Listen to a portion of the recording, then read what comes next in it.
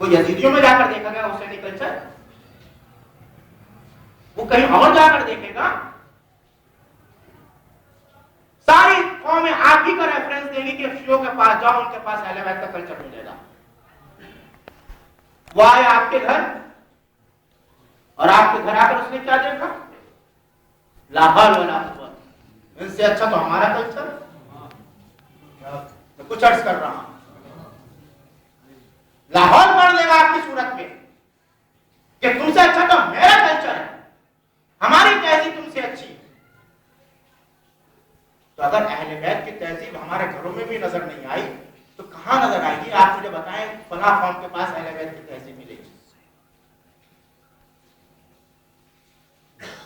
بہت سخت مرحلہ ہے، بہت سخت مسئلہ ہے حسینی بننا. جتنا آسان ہم نے بنا دیا اس مسئلے کو، اتنا قطعاً آسان نہیں ہے. کچھ تو اہل بیت کی نہیں کیجیے، کچھ تو اہل بیت کی خدمت کیجیے، کچھ تو اہل بیت کو پہچانوائیے، کچھ تو یہ کہا جا سکے ہاں واقعا یہ کچھ تو ماننے والے ہیں. عزیزان گرامی، اہل بیت کل بھی مظلوم تھے اور اہل بیت آج بھی مظلوم تھے. کل دوسروں کے ہاتھوں مظلوم تھے اور آج اہل بیت ہمارے ہاتھوں مظلوم ہو رہے ہیں. کتنی افسوس کی بات کہ آج ہماری زندگی کچھ اور ہے. اب 8 ربیع الاول کے بعد دوسری زندگی ہوگی، قوم پہچان میں نہیں آئے گی. قوم پہچان میں نہیں آئے گی کہ یہ وہی قوم ہے کہ جو کل تھی. اتنی تبدیلی ایک دن میں، ایک 8 اور 9 میں اتنا فرق. 8 میں کچھ اور 9 میں کچھ اور. آپ تو شکر بھی کیا آپ کے یہاں کچھ نہیں ہے، دوسرے ملک میں تو بہت قیامت ہے. تو اصل اتنی جلدی اتنی تبدیلی نہیں آنی چاہیے. اگر دوسرے دن ہمارے اندر اتنی تبدیلی آ گئی تو جب کروڑوں روپیہ خرچ ہوا ہے 2 مہینے سب پر پانی، سب بیکار. آپ خوش ہوتے رہیے کہ صاحب قبول ہو جائے گا، یہ ہو جائے گا، وہ ہو جائے گا. وہاں کچھ قبول ہونے والا نہیں ہے، اس لیے کہ اہل بیت عادل ہیں. اہل بیت نے قربانی دے کر اسلام بچایا، آپ خالی زبان چلا رہے ہیں. اتنا آسان نہیں ہے اہل بیت سے آپ مقابلہ کر لیں. یعنی جو ہمیں پسند وہ اہل بیت کو بھی پسند، جو ہمارا طریقہ کار وہ بھی اہل بیت کا طریقہ کار ہو. نہیں، آپ اپنی پسند اپنے پاس رکھیے. اہل بیت اللہ کی رضا کے حامی ہیں. اہل بیت خود اپنی رضا نہیں رکھتے، اللہ کی رضا. جو اللہ کی رضا وہ ان کی رضا، جو ان کی رضا وہ اللہ کی رضا.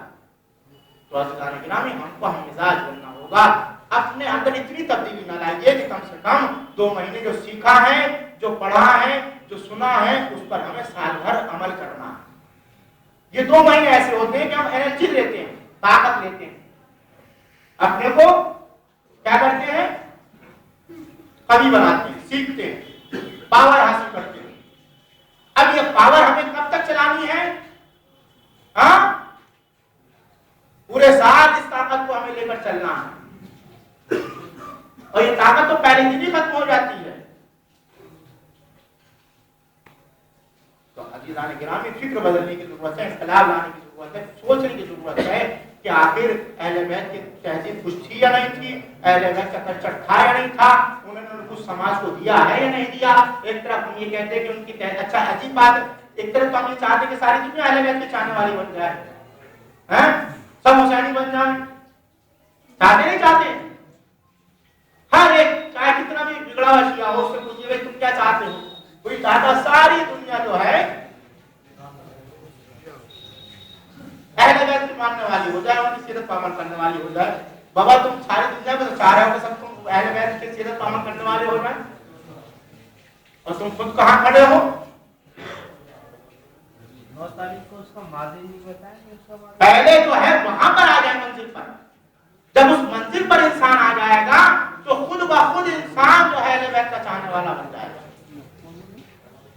انسان جب خود عمل کر لیتا ہے تو عمل کے بعد انسان خود بخود اس کی طرف راغب ہوتا ہے کہ ہاں یہ ہے کردار، یہ ہے تہذیب، یہ ہے کلچر اہل بیت کا.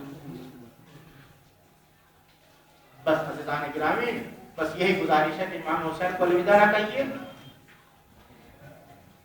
इमाम हुसैन को बसाइए दिल में, अपने घरों की जीनत। जब तक एहसास रहेगा कि इमाम हुसैन हमारे दिल में मेहमान है, हमारे घर में मेहमान है, आप गुनाहों से बचे रहेंगे। शैतान आपके घर में, आपके दिल में नहीं आ सकता। और जिस दिन आपने ये सोच लिया कि अब तो मेरा घर भी आजाद है, मेरा दिल भी आजाद है, तो आप भी गुनाह करेंगे और आपके घर में शैतान भी आ जाएगा। वाह